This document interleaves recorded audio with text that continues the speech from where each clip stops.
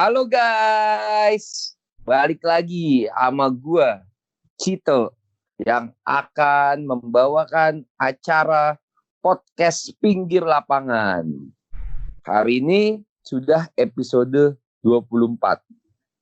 Ya, cukup lama ya. Semoga akan ada episode-episode selanjutnya. Tapi untuk episode kali ini kita akan bahas sesuatu yang seru nih. Kita akan bahas tentang tim papan atas, bukan sekedar tim papan atas nih, tapi salah satu tim terbaik dunia yang kita tahu habis digunduli. Gua nggak tahu dikata kalimatnya apa. Kalimat yang bagus ya. Apa habis diperkosa, apa habis digunduli, habis dibantai, habis dipukul, atau habis tiada sisa. Nah, kita nggak, ya pokoknya sekitar itulah, oleh tim Munchen dengan skor 2-8. Gila, 2-8 untuk sekelas Barcelona. Kalau 2-8 itu Munchen lawan Persela Lamongan ya masih oke lah ya. Tapi kalau Barcelona lawan Munchen 2-8, kita melihatnya yang salah pasti. Oke, sebelum kita lebih lanjut nih, gue mau sapa tim gue atau teman-teman gue dulu nih. Ada Coach Aldi. Yes, bro. Ya, gimana kabar Coach? Iya, kabar masih begini-begini aja, bro. Masih gini-gini aja ya. Oke lah.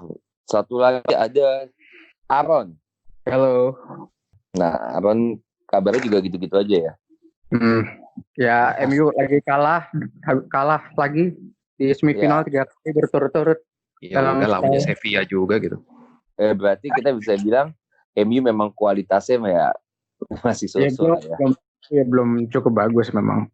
Tapi memang sih kita kalau bahas MU sih seru juga ya. Cuman kayaknya yang lagi jadi ada yang lebih besar dari kekalahan MU, harus gue akuin. Yes. MU kalah 2-1. Oke. Karena emang squadnya nggak cukup bagus gitu loh. Gue tahu. Barcelona kalah 2-8 sih. Iya, itu geger. Itu geger. Ya itu sebuah tanda tanya ya gitu. Maka dari itu buat para pendengar podcast hari ini, sebelum gue bahas nih, jangan lupa tuh follow IG kami ya, podcast Pink Lab gitu. Juga jangan lupa follow Spotify, dengerin juga podcast kami. Oke? Nah, hari ini kita akan bahas materi tentang Barcelona, tim terbaik kedua di Spanyol. Harusnya. Terbaik kedua apa terbaik pertama ya? Harusnya. Tapi kalau ngelihat dari banyakan gelar sih terbaik kedua ya. Oke. Kalau ngelihat dari klasemen kemarin kan juga terbaik kedua sebenarnya. Siapa? Barcelona. Kalau klasemen kemarin. Iya, pokoknya ya emang selalu di bawah Madrid lah ya. Nah, Barcelona ini kan kita tahu sakti. Kalau saya tanya lah, kalau misalnya mungkin banyak teman-teman yang suka bola, baik yang ngefans Barcelona ya, mungkin ya teman-teman yang masih muda ya, karena apa ya? Karena mereka hidup di zaman tiki-taka Barcelona. Di sekitar 2008 sampai 2011-12 tuh Barcelona sedang jaya-jaya. Mungkin kayak saya ketika melihat Serie A, pertama kali saya nonton bola itu Serie A ya, mungkin anak-anak zaman sekarang ya yang mereka tonton tuh Barcelona. Dulu ada Ronaldinho, ada Eto'o, sempat ada Ludovic Giuli kan, lalu juga sempat diperkuat David Villa, ada Pedro, ada Messi, Xavi, Iniesta, pokoknya ada pelatihnya juga Pep Guardiola ya, sebelum dia terkenal di Manchester City kan, dia menjadi dewa di Barcelona dengan raihan sextuple-nya dan banyak sekali raihannya. Dan juga Barcelona tuh superior, betul-betul menguasai La Liga, juara Liga Champion juga, terakhir tuh 2014-2015 kalau nggak salah ya. Oh, dia juara 6 Liga Champion, di mana 5-nya itu ada di tahun 2000-an gitu. Di La Liga juga juara terus. Di 6 musim terakhir di La Liga itu kalau tidak salah Barcelona menguasai dengan 3 gelar. Atau bisa dikatakan selama 10 sampai 20 tahun Barcelona meraih gelar La Liga sangat banyak, jauh melebihi Real Madrid maupun Atletico. Namun musim ini seperti sebuah bencana kalau kita melihat. Dimulai dari pergantian pelatih, dimulai dari kedodorannya Barcelona yang tadi menguasai pucuk klasemen sampai akhirnya harus mengakhiri klasemen La Liga dengan beda 5 poin dengan Real Madrid, sampai akhirnya harus menelan pil pahit dengan dikalahkan oleh Munchen di perempat final Liga Champions dengan skor 2-8 di mana bahkan pemain yang dibeli Barcelona dan menjadi rekor transfer termahal Barcelona dalam membeli pemain dan tidak digunakan atau disia-siakan oleh Barcelona malah mencetak 2 gol. Itu pun bermain dari bangku cadangan. Jadi sekarang what's wrong gitu with Barcelona, ini akan kita bahas. Apakah ini adalah sebuah akhir cerita dari Barcelona atau mungkin Barcelona masih punya waktu untuk kembali lagi, musim depan akan kembali berjaya lagi? Nah, kita akan bahas di podcast kali ini. Coach Aldi, menurut lo, dari banyak masalah di Barcelona, kita harus akuin, banyak masalah seperti masalah di manajemen, masalah Messi yang ingin pergi, masalah pembelian pemain yang banyak, bisa dikatakan banyak flopnya. Apa sih masalah utama di Barcelona? Menurut gue masalahnya kalau dibilang masalah utama mungkin terlalu simple. Tapi masalahnya tuh berlapis gitu Barcelona itu. Nah, apa sih masalah itu? Ya, yang paling mendasar menurut gue sih apa ya? Ada entah miskomunikasi, kalau menurut gue ya, entah ada miskomunikasi atau ada jalur, pokoknya antara si manajemen level atas gitu, kalau dilihat dari luar, antara manajemen level atas sama pelatih sama pemain itu kayak nggak ngobrol gitu loh istilahnya. Soalnya kan kalau dilihat kan Barca itu kan one man team gitu. Kalau nggak ada Messi ya siapa sih bintangnya gitu kan. Betul. Messi-nya juga sudah sampai di titik yang dimana dia itu sudah bukan lagi pemain, tetapi kayak dibilang icon juga nggak pas, dibilang legend juga nggak pas. It's almost like he is the club gitu loh. Gimana sih kalau misalnya ngelihat Messi itu kayak ya Barca sangat bergantung sama Messi.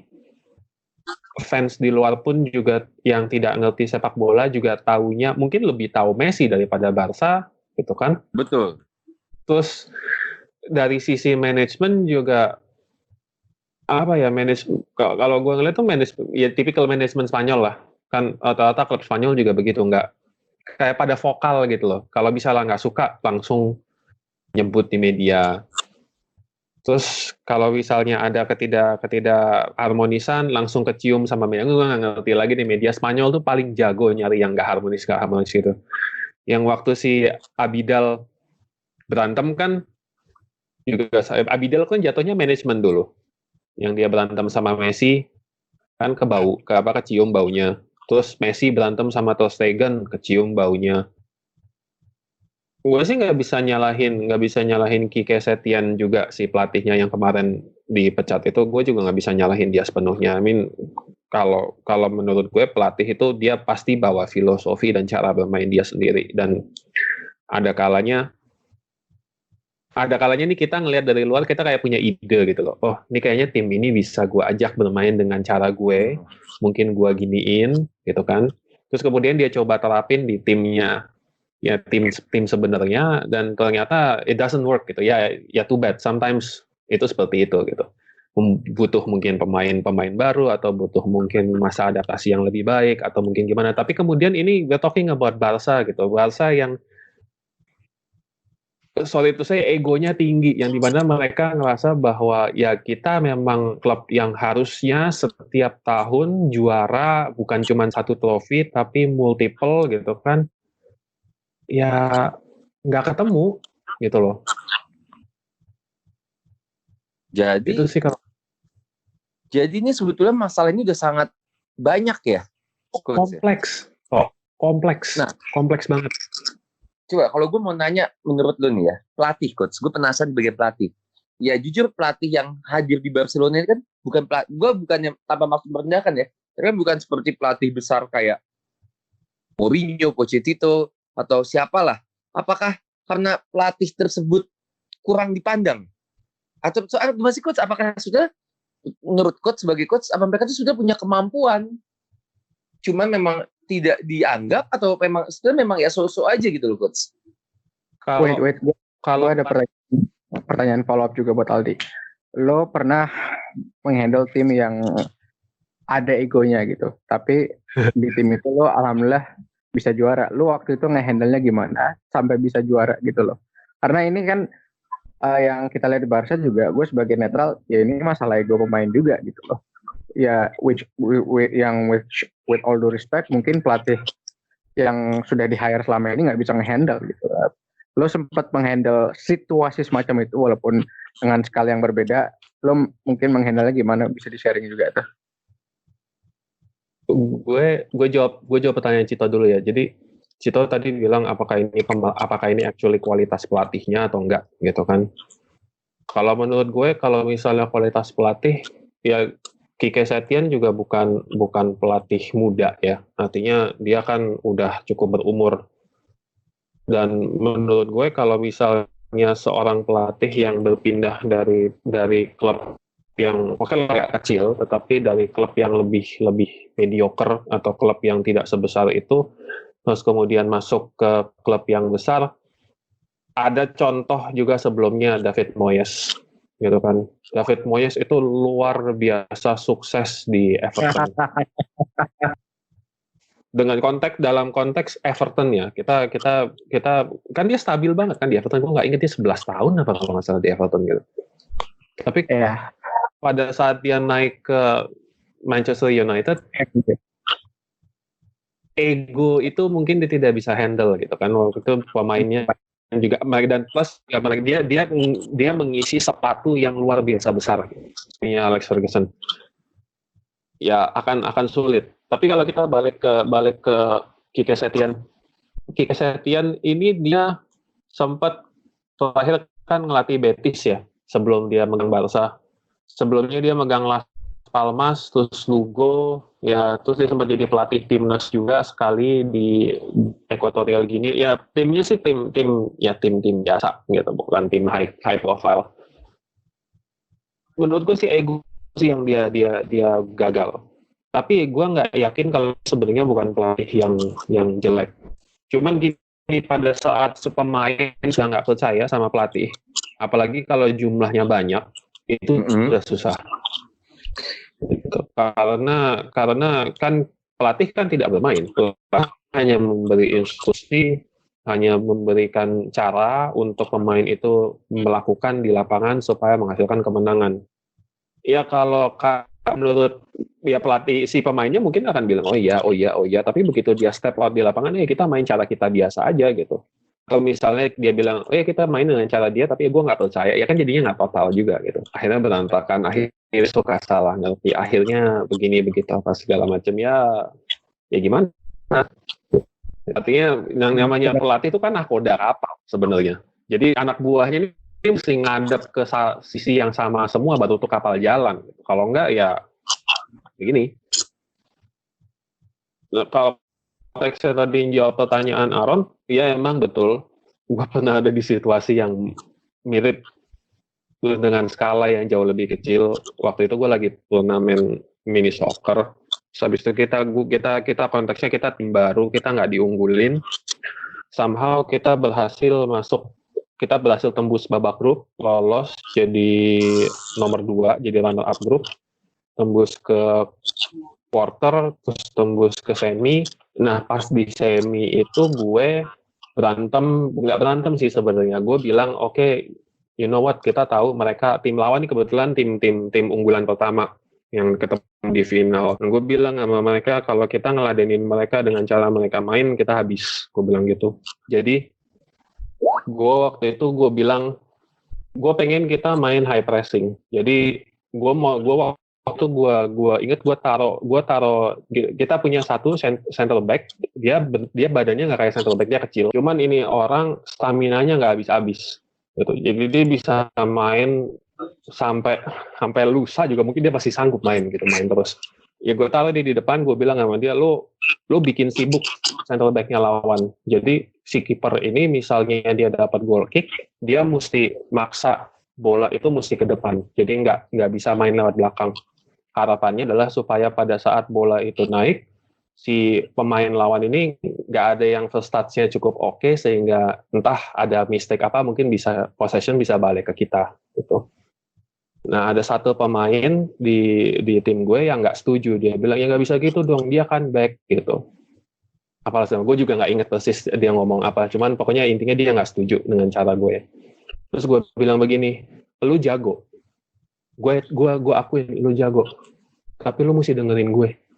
Kecuali lu mau gantiin gue sekarang. Gue bilang gitu. Kalau lu gantiin gue dan yang lain setuju, gue keluar dengan senang hati. Karena percuma buat gue kalau misalnya yang lain masih dukung gue akan bilang gue bareng sama yang lain. Tapi kalau yang lain sudah nggak setuju sama gue juga akan keluar. Dengan senang hati gue keluar, gue bilang gitu. Damn.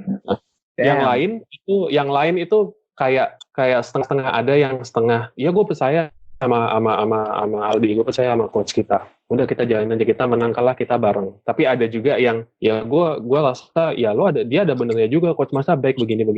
Gue jelasin lagi. Gue take time, gue ambil waktu untuk gue jelasin lagi, ini loh maksud gue. Pada saat dia begini, nanti lo dapat bolanya, alurin ke samping, begini. Pada saat begini. Akhirnya berhasil, cuman si anak ini doang. Dan anak ini yang nggak setuju ini, end up nggak gue mainin karena gue tahu kualitas dia. Menurut gue tahu kualitas dia. Kualitas dia adalah dia tuh eksplosif. Jadi dia bukan modelnya yang apa? Yang kalau main jangka panjang tuh performanya lama-lama turun.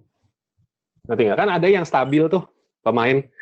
Ada pemain yang stabil, ada pemain yang modelnya kalau dia baru dimasukin terus dia kayak butuh waktu untuk dia bisa sampai panas. Gitu. Nah, dia enggak, dia panas duluan, begitu masuk, dia dingin nanti, pelan-pelan. Nah, gue dalam hati gue, ini anak punya skill, kakinya, tendangannya kencang, keras. Ya. Kalau ya gue masukin pada saat dia segar, di akhir pertandingan, gue nggak bilang dia akan menjadi perubahan, tetapi mungkin dia akan bisa ngebantu yang lain untuk make something happen. You know? Okay. Which is exactly apa yang gue lakukan gitu. Jadi intinya lo kayak, ya lo harus berani gitu ngadepin ego pemain. Benar, lo harus berani. Dan gini, cerita gue belum selesai, Ron. Dan waktu itu, dia ngambek nggak mau main. Dia ngambek nggak mau main. Beneran, dia ngambek nggak mau main. Dia duduk, gue bilang, lo duduk sekarang juga. Sampai waktunya lo main. Pada saat dia mau main, dia masih ngedumel gitu. Gue panggil namanya, sini lo. Gitu. Masih duduk dia, nggak mau berdiri. Gue bilang gini, lo mau main apa enggak, ini kesempatan terakhir lo. Kalau lo nggak mau main, lo selesai. Tapi kalau lo main keluar sekarang juga, gue tungguin.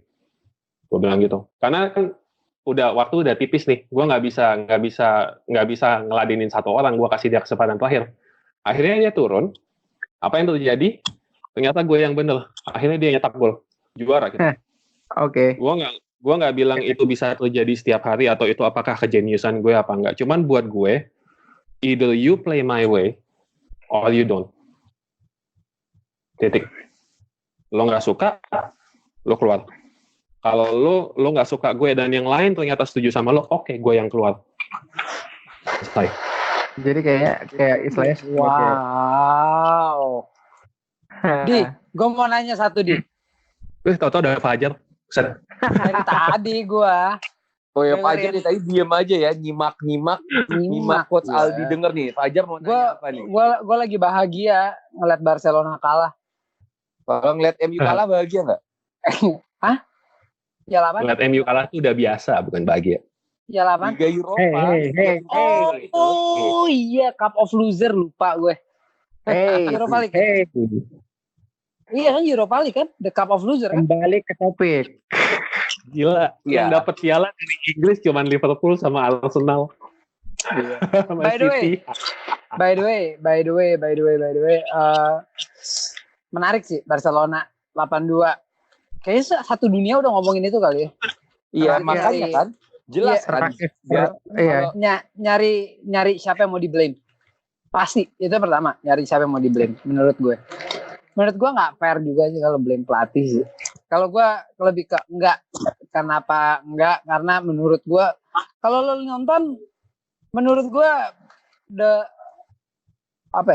Barcelona itu pemainnya emang nggak ada yang bisa dibilangin juga sih, Ron. Maksud gue untuk ukuran tim kayak Barcelona itu udah keminter gitu loh. Gak gimana ya? Dia udah siapa yang bisa nge-handle gitu loh. Udah gak ada yang bisa nge-handle lagi menurut gue. Ntar contoh kayak the next Ronald Koeman bakalan step in. Gue gak yakin juga Ronald Koeman bisa jadi kayak walaupun fun fact Ronald Koeman termasuk legenda klub Barcelona juga tahun 90-an ya. Iya, oke. Ronald Koeman. Cuman kan tapi kalau misalkan iya, generasi pemain Barca sekarang itu kan ya pas 90-an masih kecil gitu loh. Ya kadang kalau ngelihat pemain yang lahirnya 90-an atau milenial ke bawah itu kan kadang suka nggak respect sama yang seniornya gitu. Karena nggak merasakan. Iya, itu dia. Makanya gue juga ragu sih Ronald Koeman pelatihnya ini gue ngelihatnya dia pertama kali dikasih materi pemain yang bagus banget gitu loh. Cuman kalau soal menghandle ego pemain, ya portofolionya Ronald Koeman tuh Southampton ya terakhir ya, gitu bisa lihat. Southampton kan? Dia langsung di hire dari timnas Belanda gitu ini. Makanya gue shock dia. Timnas Belanda. Enggak. Klub. Oh, klubnya. Klub terakhir Everton. Bukan Southampton. Oh, bukan Everton ya. Oh iya, Everton. Terus timnas Belanda dan di bawah Ronald Koeman emang timnas Belanda improve banyak gitu loh.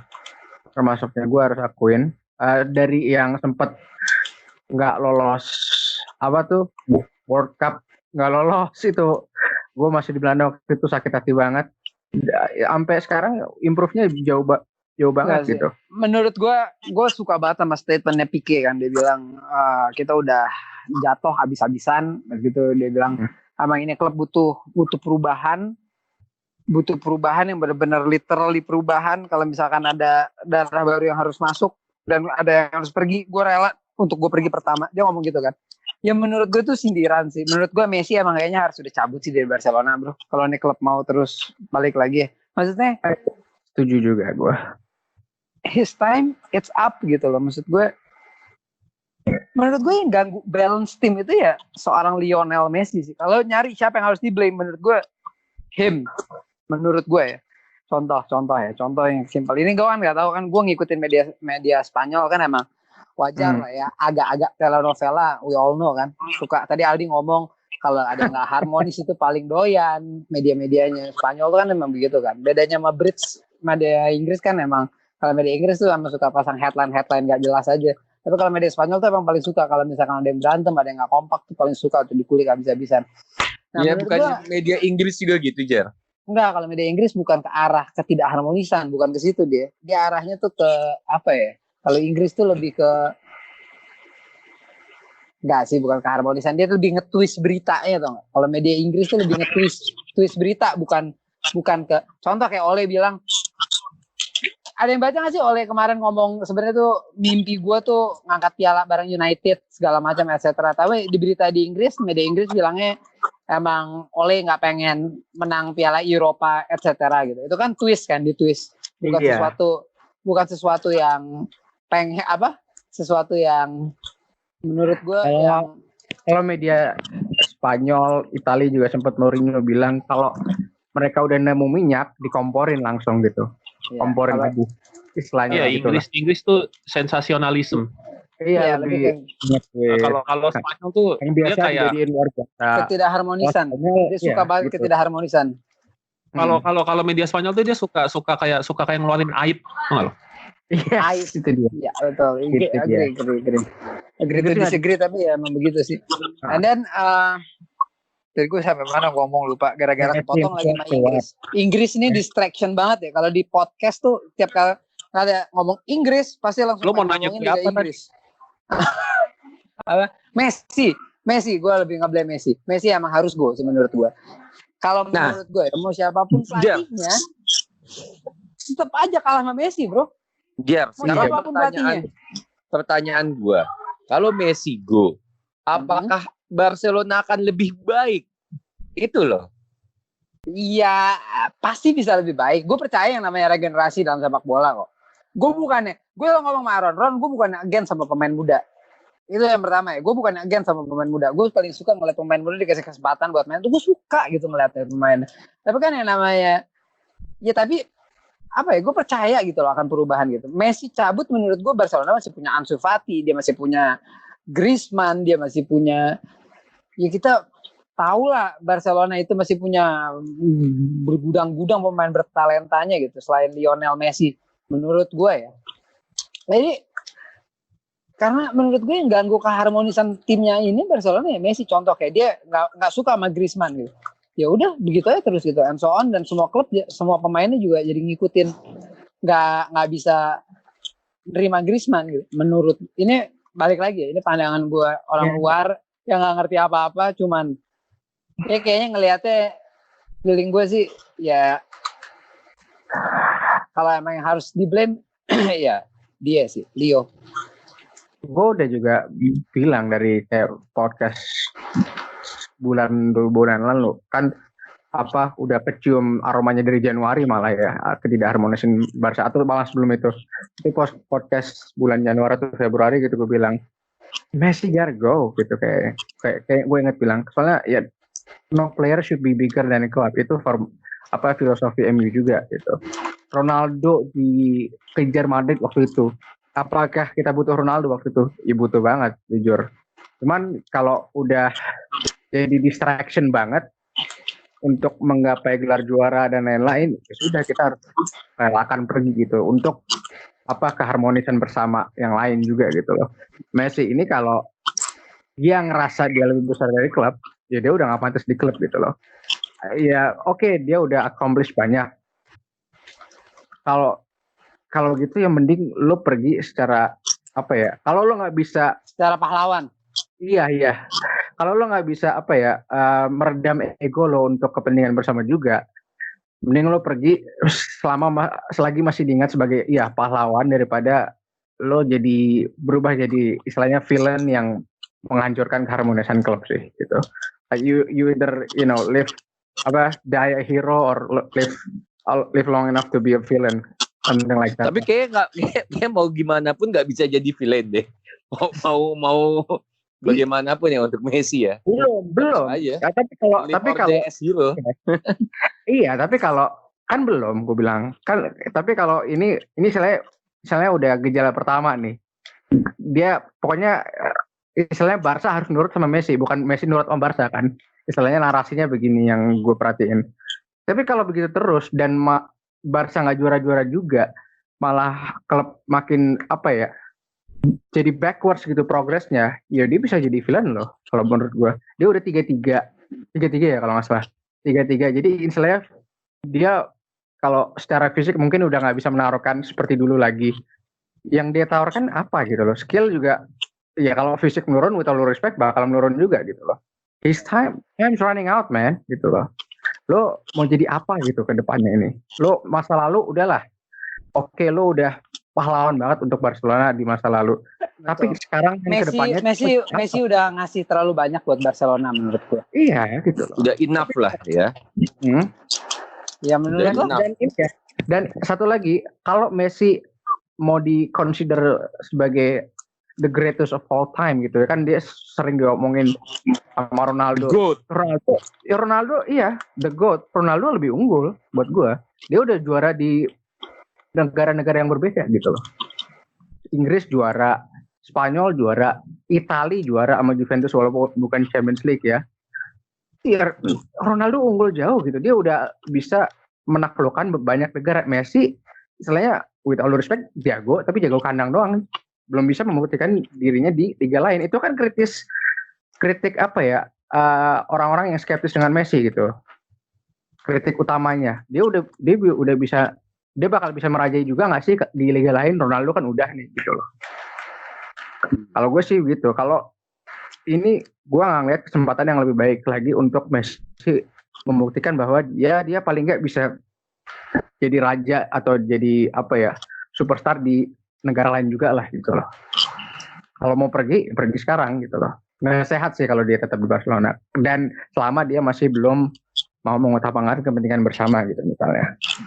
Tapi apa sih yang bikin Messi jadi kayak sosok yang begitu ya? Maksud gue setengah sikap tidak terpuji. Menurut gue tuh kayak ganggu keharmonisan tim. Ya dia dalang gitu. Apa yang bikin itu pertama ya? Trigger itu apa ya? Gara-gara emang semua fans menggantungkan klub kepada dia atau klubnya yang memperlakukan dia seperti itu? Gini, kalau gue ngelihatnya dia emang bukan leader sih. Gue ngelihatnya ya. Enggak gini loh. Sejago-jagonya Cristiano Ronaldo waktu di Madrid, ya udah Cristiano Ronaldo gitu loh. Iya, tapi kayak gini loh, ada pemain jago, tapi dia kalau dikasih tanggung jawab leader nggak bisa. Ada juga yang bisa dua-duanya kan. Kalau Messi ini gue ngelihatnya dia jago doang. Dia kalau dikasih tanggung jawab leader, ya lihat aja musim ini gitu loh. Itu dia kaptennya loh. 82 kemarin dia kaptennya loh. Yang pas Barcelona berjaya kemarin kaptennya siapa? Puyol, Xavi, Iniesta. Kan Messi. Gitu loh. Dia leader yang istilahnya jadi leader yang jelas banget, vokal banget musim ini. Tapi hasilnya apa? Trophyless. So, dia pemain hebat tapi bukan leader kalau buat gue. Oke, make sense. Nah, gue tuh punya satu pertanyaan nih. Bukan satu pertanyaan, saya satu hal yang mengganjil ya terkait Barcelona. Barcelona itu dulu dikenal sebagai sebuah tim yang jago memproduksi pemain-pemain muda, atau bisa dikatakan La Masia lah ya. La Masia tempat mereka memproduksi pemain mudanya gitu. Dari Xavi, Iniesta, Messi, Pedro kalau nggak salah ya. Ya. Dan yang lain kayak Pique. Busquets. Nah, sekarang setelah itu Barca tuh mungkin ketika mengejar Madrid ya, mengejar dalam artian selain prestasi juga mengejar popularitas Madrid, mereka tuh mulai beli pemain bintang.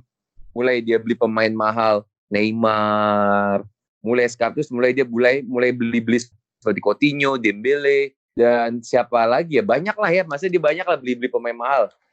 Tapi pembeliannya itu banyakan gagal ya daripada bagusnya. Apakah itu termasuk salah satu penyebab Barca hancur ya? Enggak, Madrid buktinya melakukan hal yang sama Barcelona biasa aja.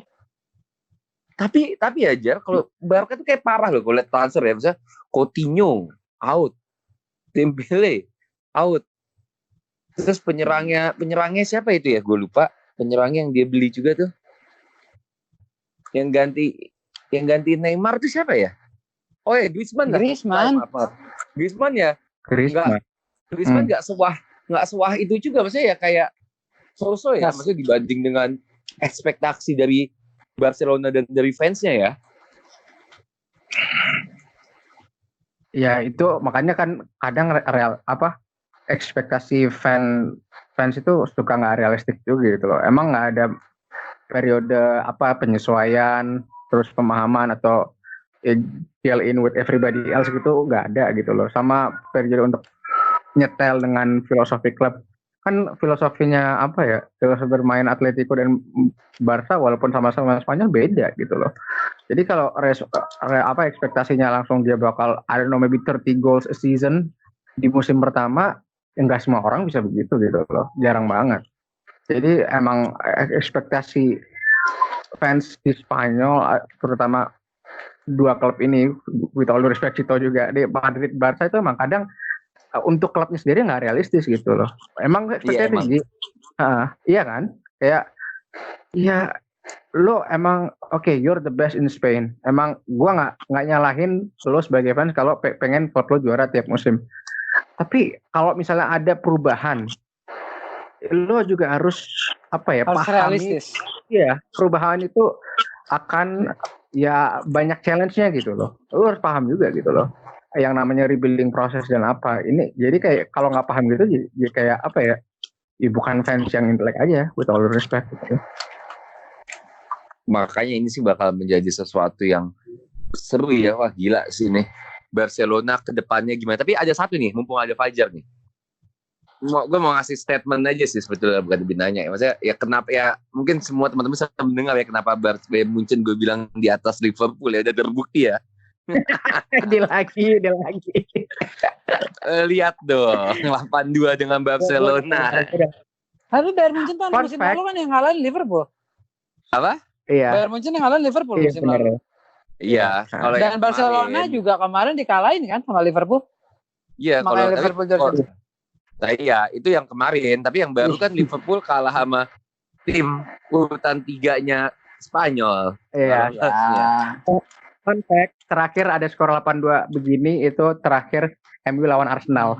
Ya, lawannya aja. Jadi semuanya kena dong di sini. Oi, kalau mau Itu ngebanggain jangan yang kuno-kuno banget, woi. Lo ganteng banget ngambil dari itu ensiklopedia yang udah debu gitu. Tapi gokil Itu sih. Gue skor itu broken, bikin Arsenal broken banget. Van Persie sampai pindah ke MU. Oh ya iya sih. Menurut gue sih skor 8-2 itu ya hebat sih. Hebat sih Bayern Munchen kemarin superior sekali. Iya dan gue udah nonton 8-2-nya MU Arsenal sama 8-2 Bayern Barca. Barca mainnya lebih parah daripada Arsenal yang dibantai MU waktu itu. Barca lebih parah mainnya, defense-nya nggak like no defense man. Ter Stegen he tried his best tapi kayak di defense-nya disorganize banget tuh. Dan apalagi ya lebih sakit tuh yang nyetak gol 7-8 Coutinho men. Di istilahnya Barca reject gitu ya, di berasa nggak dibutuhkan sama Barca tapi nyetak gol 7-8 untuk Bayern Munchen. Itu Barca reject. Bagus juga kalimat lo. Istilahnya lo harus akui, lo fans Liverpool lo tahu juga kan kualitas Coutinho kayak gimana gitu kan. Tapi gue tahu waktu dia masih di Liverpool ya. Beres dari Liverpool gue nggak ngerti sih. iya, cuman kan pas dia pergi dari Liverpool sebenarnya Pak, terakhir di Liverpool dia bagus kan. Sampai Bagus sekarang banget. iya bagus banget. Sekarang juga nggak jelek-jelek amat gitu loh. Tapi di Bayern dia juara. Ini di reject sama Barca ya Golin lu dua. kuatnya kan. Itu kayak revenge-nya sih dia. Ya Coutinho with all respect dia apa ya? Jadi he deserves something lah gitu. Dia pemain bagus juga gitu. Ya. Tapi dulu 8-2 itu yang pernah siapa aja kan selain Bayern MU? Selain Bayern Barcelona, jadi kata lo siapa? MU Arsenal. Oh pernah ya? MU lawan Arsenal itu Premier League. Oh iya. Per 8-2 skornya. Enggak gini loh. Arsenal masih gimana ya? Gua ngerti banget sih ya, itu gua nggak nyangka tapi gua ngerti karena banget itu. ini gua nggak nyangka skornya bisa sebaik itu, tapi gua ngerti juga karena itu gua ngeliatnya waktu itu Arsenal masih masa transisi gitu loh. Banyak pemain baru, banyak pemain muda dan lain-lain gitu. Tapi kalau Barca ini udah Wenger kan pelatihnya? udah Wenger. Wenger pun bisa seperti itu gitu loh. Jadi gue nyalahin pelatihnya Keke Setien juga gue yang buat hasil Barca ini nggak bisa juga. Seorang Wenger aja yang hebat bisa khilaf gitu istilahnya. Tapi kalau ini Barca first team line up-nya di atas kertas harusnya lebih bagus daripada Arsenal yang dikalahkan MU waktu itu. Tapi permainannya lebih jelek. Gue ngelihatnya like unacceptable gitu loh. Dengan first team line up yang harusnya di atas Arsenal yang dikalahkan MU waktu itu. Sama ya with all respect itu dulu kipernya Szczesny ya, di Szczesny belum sebagus sekarang di Juve kan. Waktu itu siapa sih? Chesney kayaknya. Chesney apa? Iya Szczesny yang 2012 kan ya? iya. Aldi udah males gitu nanggepinnya. Ya lah ngapain sih ngomongin dulu.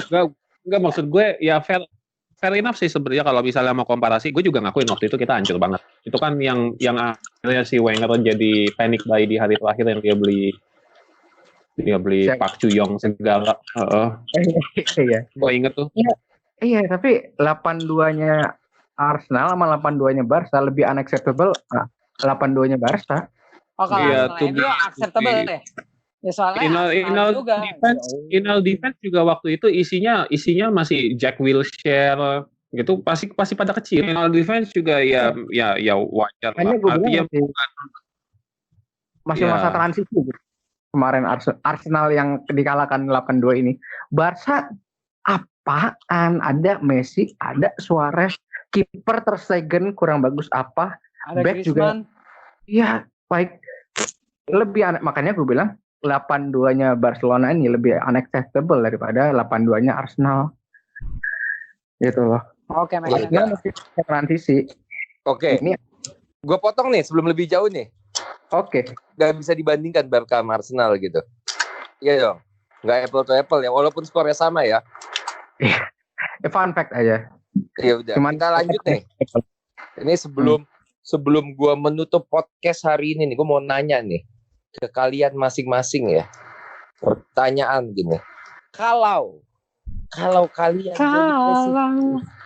kalian jadi presiden Barcelona, apa yang akan kalian lakukan untuk menyelamatkan klub besar ini? Dimulai dari Aaron. Gua jadi presiden apa manajer nih? Presiden ya. Lu tinggal beli jual Bitcoin. Presiden kan mengambil langkah yang betul-betul konkret gitu, yang betul-betul harus bisa mengubah tim kan. Gua nggak memperpanjang kontrak Messi. That's the first step. Itu the fix itu ya. Even Messi adalah sebuah legenda, living legend dari Barcelona, lo misalnya lo di posisi Barcelona, lo akan menarik penyakit utamanya langsung ya, mau nggak mau ya. Iya, I mean, ya nggak semua legenda klub pensiun di klubnya juga. With all respect, Raul legenda klub Madrid juga apa dia pensiun di Madrid? Kan enggak, Steven Gerrard. kan gitu loh. Tapi ya Van Persie. itu mah bukan legenda Arsenal, bro.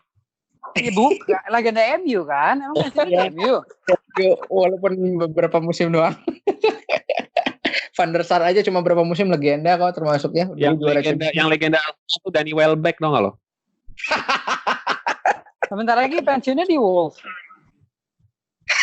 Ya intinya gitulah. Jadi kayak nggak semua legenda klub harus pensiun di klub itu juga. Kalau dia udah melewati masa prime-nya, udah nggak terlalu banyak lagi yang bisa ia tawarkan gitu loh. Untuk kedepannya ya, untuk future. Ya nggak apa-apa, it's okay to let him go gitu loh. No player should be bigger than the club. Itu filosofi gue dan juga filosofi MU. Jadi Bruno Fernandes lebih besar daripada MU. Portugis Tom Cleverley. Iya, betul. Setuju gue. Wah, lo nggak nonton sih lo, cuma nonton highlight doang sih lo. Iya, gue nonton, makanya gue bilang Portugis Cleverley. Ya, enggak lah, gila lo bandingin sama Tom Cleverley. Enggak lah. With all respect, pas masih sama Ferguson, Tom Cleverley juga nggak jelek. Pas sama manajer selanjutnya tuh, banyak degradasi kualitas pemain. Oke, pokoknya back to Barca, ya let go of Messi. Selama dia nggak bisa mengutamakan kepentingan bersama. Kedua, ya regenerasi. Terus percaya pelatih untuk menjalankan regenerasi itu. Mau sampai kapan gitu loh? Barcelona istilahnya stuck di masa lalu, istilahnya. Oke, itu dari Aaron. Untuk Coach Aldi. Nih, Coach Aldi kalau diangkat menjadi presiden Barca nih untuk menyembuhkan penyakit, apa yang akan lo lakukan, Coach? Mundur. Dan penyakitnya di lo ya. Enggak, tapi nggak mau sih gue jadi presiden. Tapi let's say seperti itu, mungkin langkah pertama yang akan gue lakukan adalah gue kasih pelatih barunya kontrak langsung 3 tahun. Pelatih barunya ya. Nah, lo kan presiden kan? Iya. Siapa pelatih yang akan lo pilih yang paling pantas dan pas untuk menjadi pelatih Barcelona? Kalau misalnya Ronald Koeman belum dipilih nih, misalnya. Iya. Siapa Dan Rindo apa gimana siapa coba? B. Siapa ya? Rahmat Darmawan, asik. Enggak. Mungkin susah ya. Kalau misalnya kalau gue bilang Pochettino kan dulu bekas pemain Espanyol kan. Oke. So Spanyol kan Ya, bukannya itu ini ya rivalnya Barca ya. Cuma gue nggak tahu sih. Tapi kalau misalnya harus berkaca dari kualitas pelatih, mungkin Pochettino kan sebenarnya bukan choice yang buruk gitu. Artinya dia nomor satu, dia legenda Barca kan. Jadi sebenarnya nggak terlalu beda jauh sama waktu Madrid ngambil Zidane menurut gue ya. Cuman ya kita lihat aja. Cuman kalau menurut gue sih kalau misalnya Kuman belum dipilih atau nggak available, ya paling gue sih ide Pochettino mungkin masih lebih make sense. Itu artinya dari sisi dia bisa develop pemain, dari sisi dia punya gameplay itu masih oke. Yang belum kebukti sama dia adalah nge-handle pemain yang berigo besar sih. Fun fact, Pochettino ini sempat diwawancara Barca juga, gue baca, tapi Barca ujung-ujungnya memilih Ronald Koeman. Iya, artinya mungkin pertimbangan mereka adalah karena ya Koeman adalah legenda. Iya. Mungkin ya. Gitu. Artinya kalau gue sih gue nggak akan sampai sejauh yang gue nggak akan ngasih kontrak Messi 3 tahun apa, nggak akan perpanjang kontrak Messi atau apa, nggak, karena buat gue pemain itu ranahnya pelatih. Gitu. Gue nggak mau terus habis itu gue jadi sok tahu ya, memaksa pelatih untuk ngikutin apa yang gue mau, nggak gitu. Karena buat gue inilah kenapa gue nge-hire lo, ya lo yang urus gitu. Lo butuh apa, ayo gue support. Ini gue kasih waktu lo 3 tahun, gue nggak ekspektasi lo langsung juara, lo bangun tim lagi dari awal tuh kalau gue.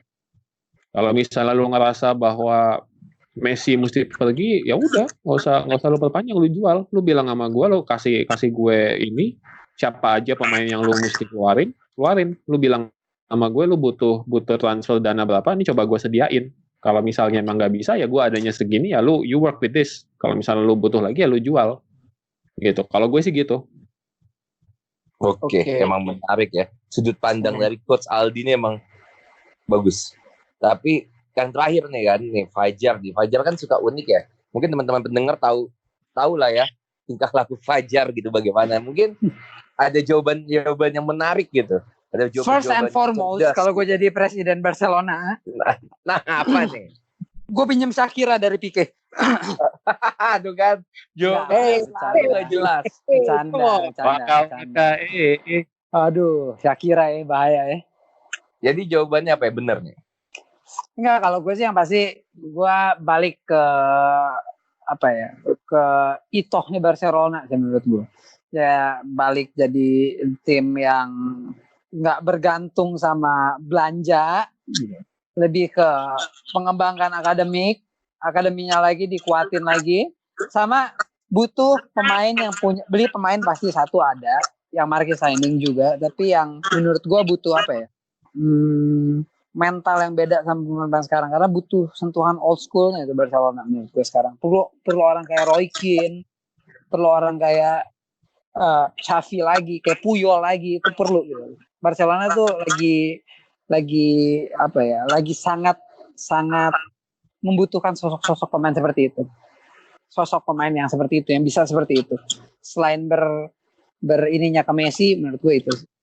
Daripada pusing itu. Ya, ini pertanyaan menarik juga yang gue kepikiran.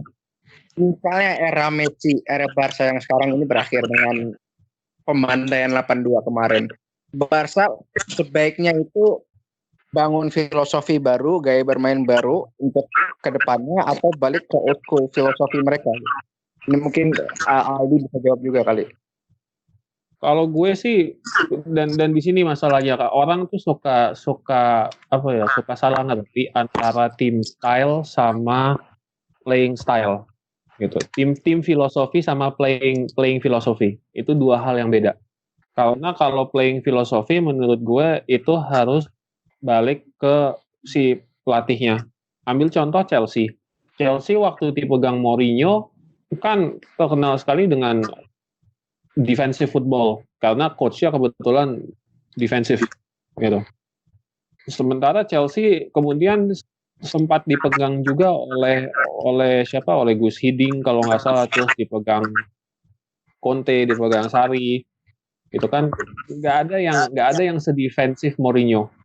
Tetapi tim filosofinya dari sejak dia dipegang Roman Abramovich itu sama, bahwa oke, kita akan menjadikan tim ini sebagai tim yang juara dengan salah satunya adalah berbelanja pemain dengan baik dan benar. Meskipun mahal, kita berbelanja pemain dengan baik dan benar. Beda cerita sama kayak misalnya Barcelona kan dia punya tim filosofi adalah MSK on Club. Kan dia bilang gitu, Modena Club. MSK on Club ini apa sih artinya? Gitu. Apakah dia berarti dia mengembangkan pemain dari La Masia? Apakah dia berarti adalah sebuah klub yang bersifat seperti keluarga? Apakah dia klub yang memberikan lebih dari biasanya atau normalnya klub sepak bola kepada fans atau apa gitu? Sementara playing filosofinya ya terserah si pelatih kalau menurut gue. Kayak waktu dipegang Pep, filosofinya adalah tiki taka, tapi tiki taka itu bukan filosofinya Barca, tiki taka itu filosofinya Pep. Sebelum Pep megang Barca, pelatih Barca nggak ada yang punya tiki taka kan? Gitu. Terakhir paling Total Football waktu Cruyff. Total Football itu yang paling mirip sama tiki takanya Pep, karena tiki takanya Pep itu, dan Pep pun juga bilang gue nggak suka kan istilah tiki taka deh. Tapi yang paling mirip adalah Total Footballnya Cruyff menurut gue. Dan dari sejak Cruyff sampai Pep ya nggak pernah kedengeran gitu mereka style mainnya kayak apa sih, tapi ya filosofinya itu MSK on Club, ya kita lebih dari sekedar klub. Nah itu sebenarnya yang mesti dibenerin gitu. Lo mau balik kemana? Apakah MSK on Club ini lo masih mau terusin atau lo cari tim filosofi baru atau gimana? Tetapi playing filosofinya ya klub itu tetap harus ngasih support penuh ke si pelatih, karena ya pelatih yang urusan sama short to medium term results gitu. Kerjaannya dia untuk menangin trofi, menangin pertandingan sepak bola atau mengembangkan pemain. Oke, baik, seru banget nih ya kita bahas Barcelona ya. Ini mungkin akan menjadi suatu hal yang buat kita penasaran di musim selanjutnya. Bagaimanakah Barca? Apakah akan kembali seperti dahulu atau memang seperti MU yang nggak balik-balik lagi ya? Hey. Itu kan sebuah perumpamaan. Oke. Makasih buat teman-teman semua, para pendengar podcast Pinggir Lapangan. Gue nggak bosen-bosen buat ngingetin kalian, bantulah kami. Tanpa maksud mengemis ya, tapi bantulah follow kami lah. Follow kami IG kami di podcast Pinggir Lapangan. Follow juga kami di Spotify. Subscribe, like, and comment juga di YouTube kami di podcast Pinggir Lapangan. Oke? Minggu depan akan ada episode yang sangat spesial. Adalah episode ke-25. Seperempat dari 100. Seperempat abad lah bahasanya. Akan ada episode spesial dari kami. Mau tahu kan apakah di episode spesial itu? Tunggu ya, nantikan selanjutnya. Oke? Ciao.